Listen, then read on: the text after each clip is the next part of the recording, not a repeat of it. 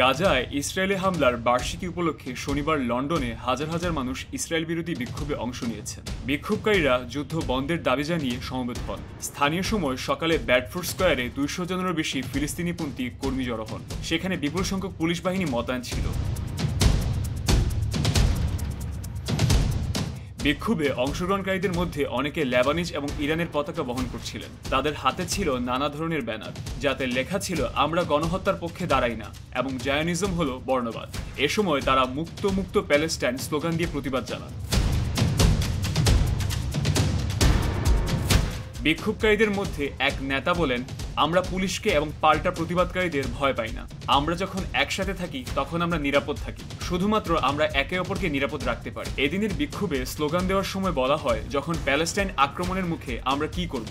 উঠে দাঁড়াও, পাল্টা লড়াই করো। লেবানন যখন আক্রমণের মুখে আমরা কি করব? উঠে দাঁড়াও, পাল্টা লড়াই করো।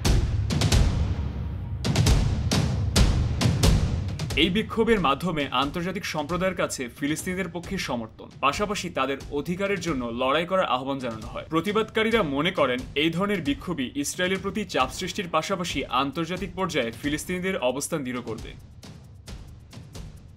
News desk, channel UKBD Times.